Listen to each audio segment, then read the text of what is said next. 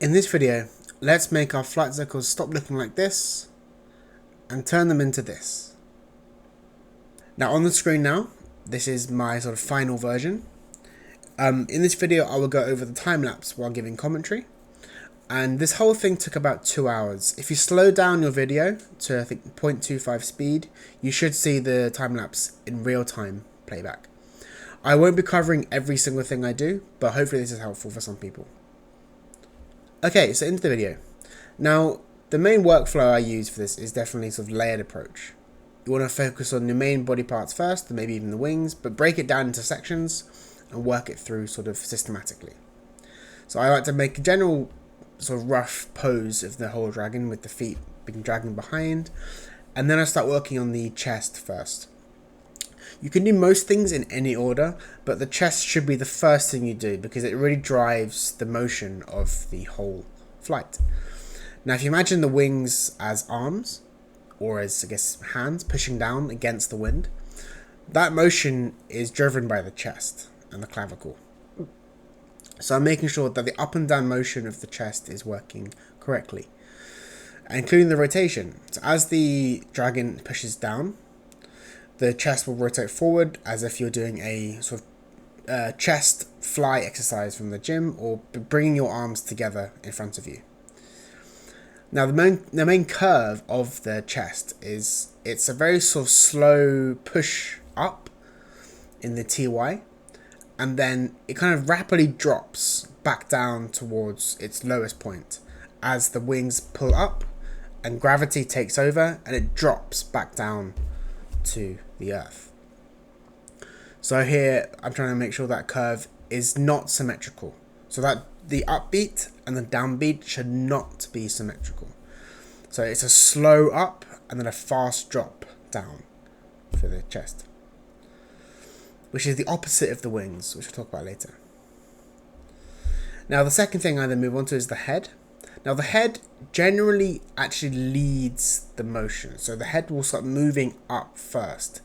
Normally this is done with the rotation, so the head will start rotating and the nose points upward, and it tries to sort of lead that motion. Now there is some creative license here. If the dragon is in a different mood or is hunting, the head will do different things. But for most birds like albatrosses or vultures, the head would lead the motion, and also the head stays relatively still compared to the rest of the body. I probably have exaggerated slightly. In dragons being fantasy, you do have more freedom with sort of being creative. But in general, the head would lead. That's the main thing. Now I'm doing quite a sort of rough first pass of everything here. But the wings then, of course, from frame 1, the wings are going to be pushing down. Now for this cycle, I'm doing 48 frames, which is 2 seconds. I chose a fairly arbitrary number. You can do slower, can do faster, depending on the mood of your cycle. But for frame 1, the wings are in the downward motion. So you want to lift them up slightly, and then you could imagine they're pushing down towards the earth.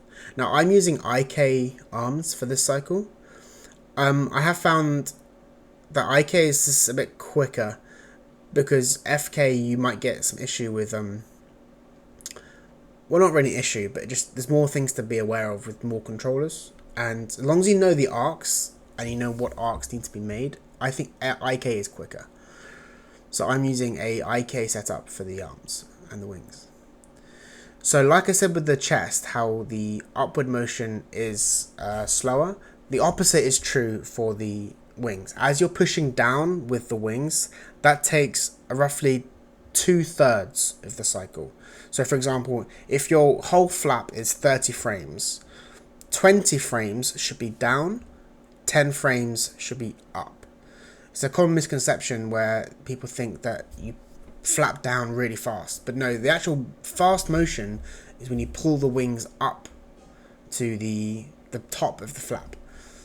So it's down slow, up fast. And you can see here that I'm sort of angling the wing sort of forward as it goes down. So if you know how a plane works, the wind is trying to the wing is trying to cut through the wind and create a difference in air pressure. So it's called the angle of attack, where the wind will kind of, like a knife cutting through sort of bread or butter or something. You want to angle it into the wind, so it's cutting through the wind. You can see it's slightly angling forward. And then on the way up, you kind of invert it, trying to just quickly drag up the wing.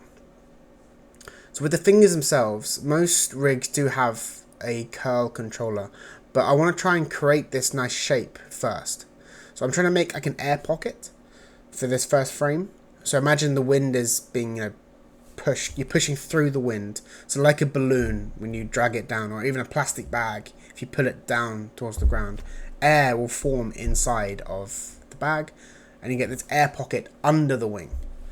So you can use the membrane as well, that can also be later on. But mostly the fingers of the wing need to be kind of curled to make an air pocket.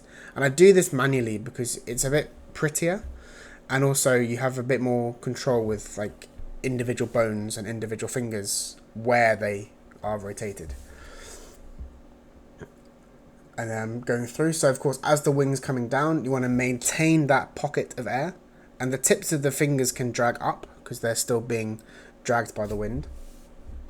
And then of course as the wing pulls up to the top, the fingers kind of drag and follow through, and you get this nice sort of very dragon or bat like shape, which is quite stereotypical for like dragon movies if you've seen them. And then of course you have the overlap at the top, so now I'm going past the sort of main point, and this overlap sort of kicks in and the fingers kind of follow through. This section does take the longest amount of time, and I'll come back to this later and sort of polish it off. Now one thing you have to do with the cycle, which I'm using Animate for this method, but you don't have to use Animate, but I'm making sure that I'm using infinity curves for all of my controllers, and I have to go in and manually make sure the splining of the frame 1 and frame 48 is matched, which is quite tedious with my default sort of plugins. So I'm using Animate just to speed this process up, but I do still go in and manually change things, as you can see on the screen now.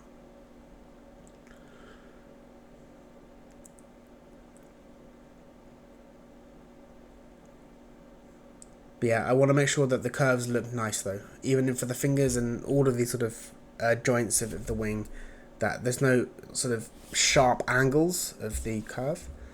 And this is probably the longest part of the process, is the fingers, just because you want to make sure they look pretty, and there's not any sort of jarring nature, which this one just takes practice. I'm afraid you have to keep looking at your animation, making sure that the fingers don't sort of pop anywhere. Now I haven't used any of the curl attributes, which you might see later, but I will be using them later on to get a little bit more polish or secondary animation to my fingers.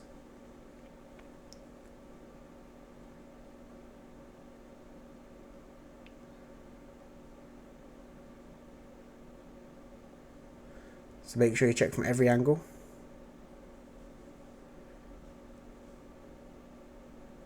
Yeah, I'm trying to make sure that there's offset and the wings aren't sort of moving together. The fingers, even if they are one wing, they will have offset in themselves, so the fingers don't always move together. So I'm just trying to play with those curves.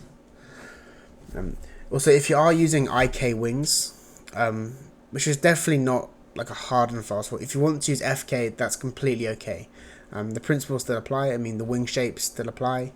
But if you are using IK, make sure that the wing doesn't hyperextend and the elbow pops. With the elbow, you kind of want to make sure the elbow joint is always above the hand. The reason for this is that's the position of strength. It's the same for humans. If you're pushing on the table, just look about where your elbow is relative to your body. If you're pushing with the elbow below your hand, it's quite weak. But if you move your elbow above your hand and push down with your chest and your shoulder pushing down together, then you have more strength and power.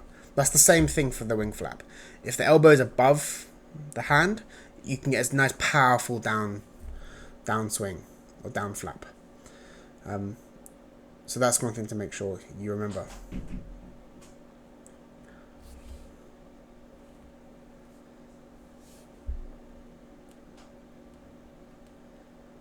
Again, making sure my splining is all good.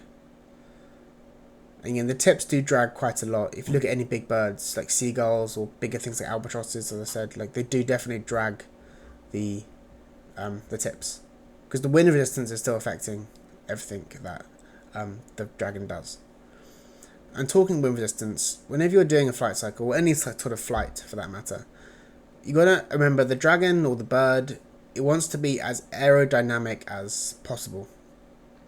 So, for example, with the head, it's a little bit high in this animation. I could have probably dropped this down a little bit. But if the head is above the body, it's creating drag for itself. So it kind of wants to be as streamlined as possible. Same with the feet. You know, if the feet are all splayed and they're separate, that's more drag. So normally, if you look at some big birds, like, again, albatrosses and stuff, they actually cross their feet together. So that means they can be more aerodynamic. And it's the same for when the wing is pulling up. When the wing's pulling up, you want to make sure there's as little wind resistance as possible.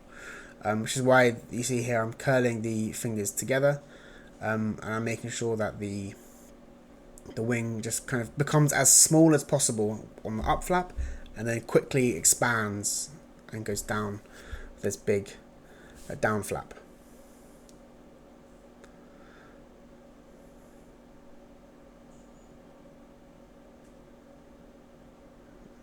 I'm slowly getting there. See here I'm working on the spread of the thumb as well, and also the wings. Just making sure that as you kind of pull the wing into the body, you're spreading the fingers. You're pulling the fingers together with the spread, and then as you expand, you can make that sort of spread go out to create a massive big wing surface. The surface area for the wing to push down. Most rigs will have this sort of function. If they don't have the function, you have to manually animate this in with the fingers. But it's not too hard. You can just animate them all together and just rotate them at the extremes. Yeah, so I think it's getting fairly good now for the wing.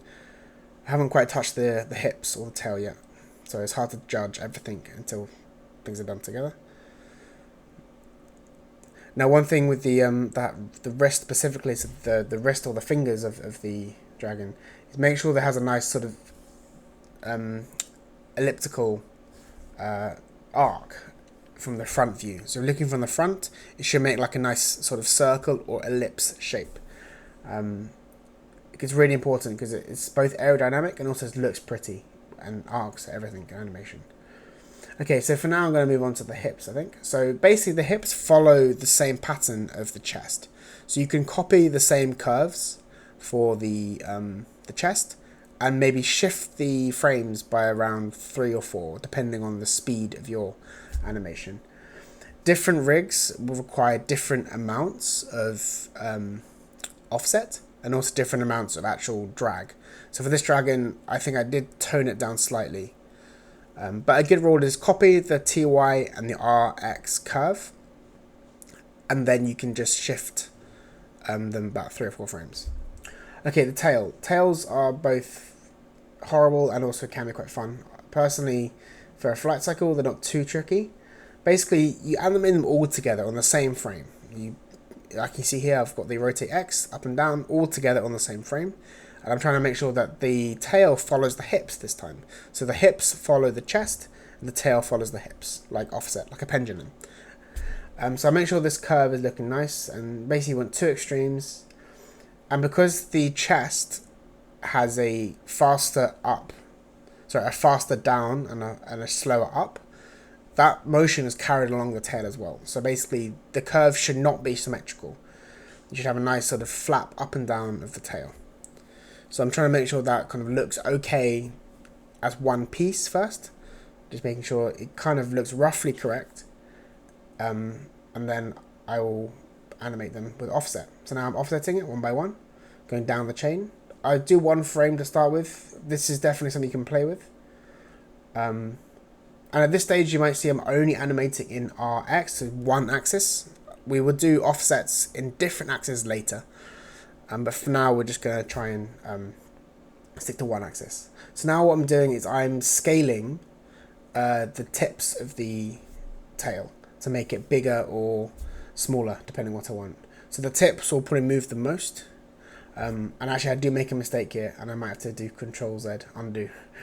But the point is that, yeah, you want to make sure that the tips are moving the most because it's the lightest part, and then you can go in and adjust each individual curve by shifting up and down or even offsetting it more to try and get a nice sort of flick with that tail, which follows the hips, as I said.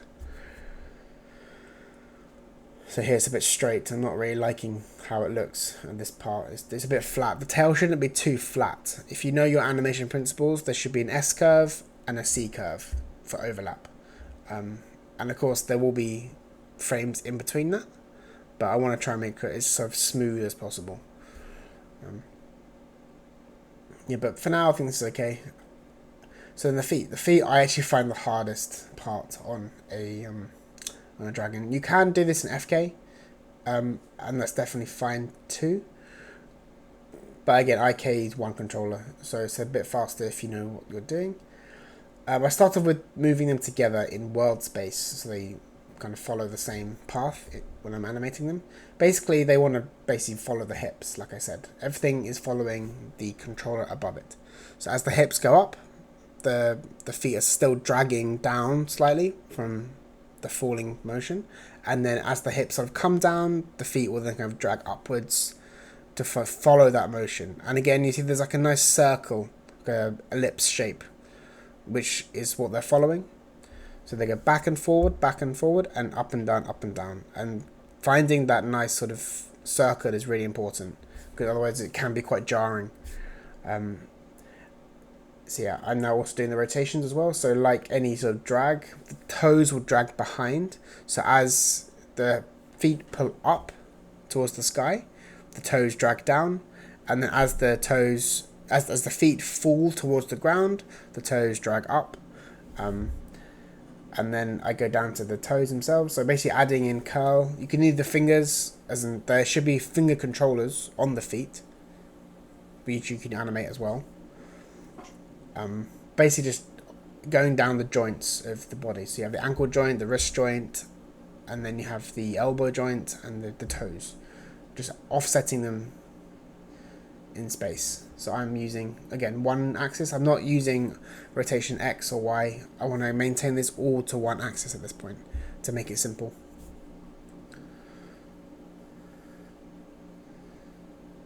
I'm checking, and then offsetting, just creating variety as well is always nice. So offsetting some of the toes, it's pretty, you can't really see it, but yeah. And then fixing the knees with the pole vectors, because they can sometimes intersect with the tail and the hips, so just making sure they're not intersecting. Right, and now at this point I've got a fairly decent sort of cycle. It's not finished by a long way. I'm still playing with some of the primary animation, but I've got a good first pass, you could say. Yeah. So of course, at this point you might be wondering, how can I take this animation and mirror it to the other wing? There's definitely a few methods. Animate has its method as well, which is pretty good. The most accurate method I've found though is actually using Studio Library, which is quite simple. It's a free add-on if you don't know it. Basically, you select the opposing controllers, so all the wings for both sides, and then you just create a mirror table, which is basically snapshotting the rig. So you just go to mirror table and then create, and then what you do is you just then go back to the Studio Library and you click the controllers again, and you swap animation, or you can copy animation to the other side. It's 3 or 4 clicks. It's really simple. But now I have the animation on both sides. Okay, let's do a bit more secondary animation now. So I'm looking at the jaw, and now I can add some offsets to the actual cycle itself. This is where I think you can take your basic cycle. If at this stage I left it, I would say this was a good, okay cycle. But now you can really make it stand out by offsetting the wings, adding sort of side-to-side rotation. So I'm now taking the head and adding a rotate Z curve to create like a offset in the neck and the chest, And then of course take one of the wings, all of the wing controllers on one wing, so all, in this case I've chosen the left wing, or the screen left wing. I've shifted it 3 or 4 frames back in time, so you can barely tell that it's actually out of sync, but the animation just looks so much more real. It's not symmetrical, it's offset. The dragon is favouring one wing, we've got a stronger right flap. And then again with the chest and the head also create this same small offset. And then again in the tail you can add in the rotate Y to the same sort of rotate, the same sort of offset.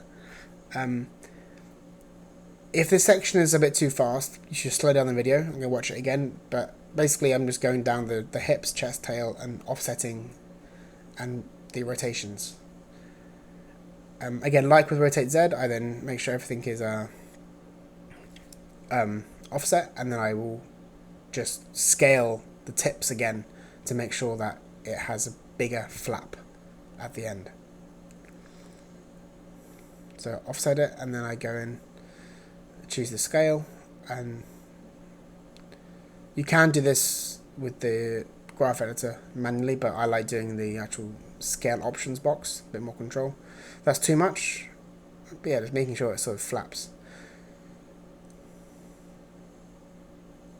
I think this section is, for me, this is what took my dragon animation to another level, was creating these offsets. Okay, then we've got the really final jiggle controllers, which every dragon ring has something different.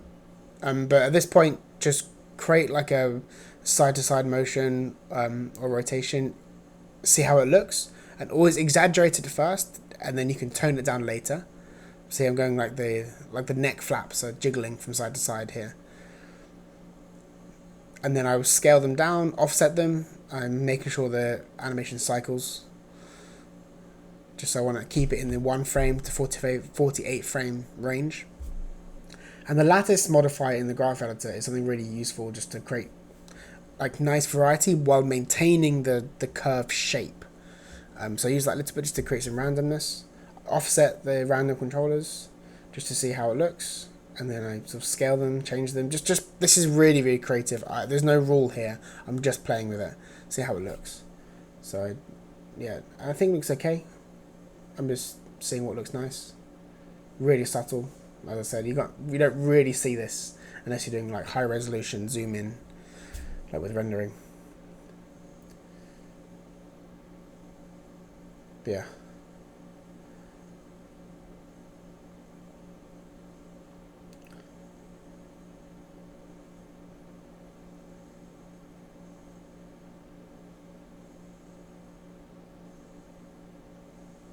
Just checking, I think. Yeah, just making sure all my curves are good. Do a final trick, especially for the hips, the head, and the wing. Make sure there's no sharp curves. These really stand out.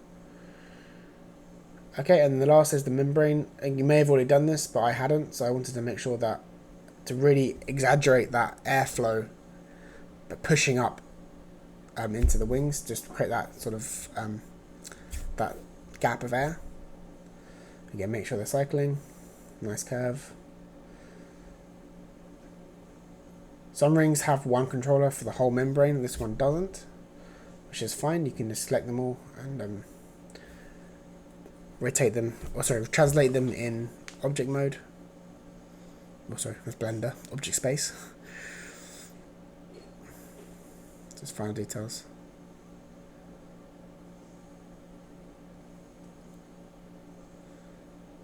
Yep, so you get that nice shape and not too much. Cool. Okay, so it's not amazing. I think this took me about an hour and a half, maybe 2 hours. But yeah, for a simple cycle with no real emotion, I think it's okay. Does the job. And this is the real speed at 48 frames. Okay, I hope that was useful. I know it was a very fast video. I didn't want to do a sort of click here, input this value type tutorial, because I felt if I did that method it wouldn't really be useful for different rigs, and I wanted to try to show my thought process, not so much my animation sort of clicks. If it was useful, please give this video a like and subscribe, and hopefully I can make more videos like this for you in the future. Thank you.